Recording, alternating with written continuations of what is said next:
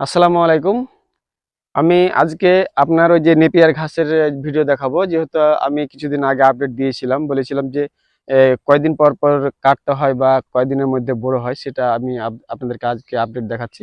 আর এখন পর্যন্ত যারা আমার চ্যানেলটি সাবস্ক্রাইব করেনি তারা সাবস্ক্রাইব করে ফেলুন এবং অবশ্যই গবাদি পশু সম্পর্কে নিয়ে আলোচনা করবে এবং অবশ্যই চিকিৎসা সম্পর্কে আমি কথা বলব। তো আসলে দেখেন,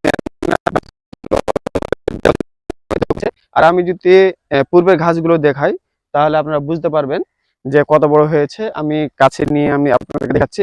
হয়তো এগুলো আমি 15 দিন বা 20 দিনের মধ্যে ফের আবার কাটতে পারবো।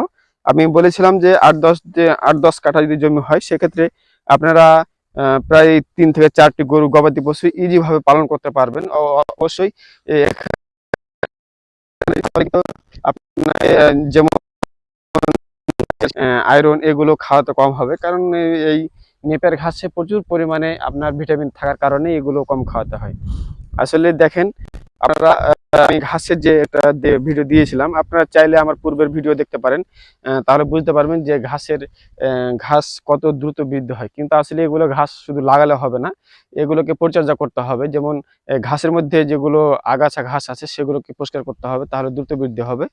আর যেটা আমি বলছিলাম আরো আগে হয়তো বলেছি যে ঘাস লাগার পরে আপনারা পানি দিবেন, পানি দেওয়ার পর ইউরিয়া সার দিবেন। এই পরিচর্যা করলে খুব দ্রুতই ভালো হবে। আপনারা দেখতে পাচ্ছেন ঘাসগুলো কত বড় হয়েছে। আপনারা যদি এভাবে ঘাস পালন করেন, চাষ করেন, তাহলে কিন্তু আপনারা অবশ্যই লাভবান হতে পারবেন। একটা সংসার চালাতে গেলে আপনার 4টা থেকে 5টি যদি গবাদি পশু হয় সেক্ষেত্রে আপনারা ইজি ভাবে সংসারটা চলবে। সেজন্য অবশ্যই নেপিয়ার ঘাস লাগান, আপনারা উদ্বুদ্ধ হন, নেপিয়ার ঘাস লাগান, সংসার ভালোভাবে কাটুক। আর নেপিয়ার ঘাস লাগিয়ে গবাদি পশু পালন করলে খুব সুবিধা হয়। আমি পূর্বে বলেছিলাম যে নেপিয়ার ঘাস যদি লাগান তাহলে কিন্তু নেপিয়ার ঘাস লাগালে কিন্তু এই আপনার আর্থিকভাবে সচ্ছলতা লাভ করবেন। এই নেপিয়ার ঘাসটা খুব দ্রুত বাড়ে এবং এটা বছরে প্রায় 12 বার, 10 থেকে 12 বার কাটা যায়।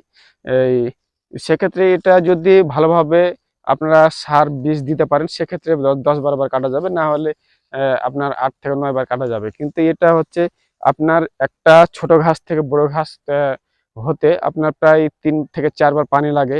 এবং সার যদি দিতে পারেন, বিশেষ করে জৈব সার যদি দিতে পারেন, সেক্ষেত্রে ঘাসটা কালো মিশমিশ করবে এবং দ্রুত বাড়বে, যেটা আপনারা পূর্বেই জানেন যে বা আপনাদের নিজের অভিজ্ঞতা থেকে বলতে পারবেন যে যদি আপনারা এই জৈব সার দেন তাহলে কিন্তু বিভিন্ন ফসল যেগুলো ধান, গম, ভুট্টা যেগুলো লাগান সেগুলো কিন্তু দ্রুত বাড়ে। সেজন্য আপনারা অবশ্যই নেপিয়ার ঘাস লাগাবেন, সংসার উন্নতির জন্য অবশ্যই নেপিয়ার ঘাস লাগাবেন এবং গবাদি পশু পালন করবেন। সেক্ষেত্রে আপনারা হয়তো বা স্বাবলম্বী হতে পারবেন।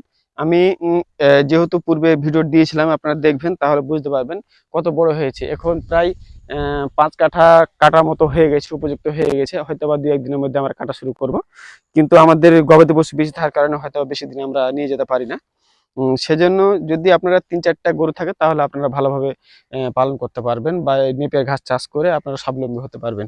আশা করছি আমার ভিডিওটি যারা দেখেছেন, এখন পর্যন্ত দেখেছেন, তারা অবশ্যই লাইক কমেন্ট করবেন এবং অবশ্যই সাবস্ক্রাইব করে পাশে থাকবেন এবং নতুন নতুন ভিডিও পেতে বেল আইকনটি ক্লিক করবেন যাতে আমার সকল ভিডিও আপনাদের কাছে চলে যায়।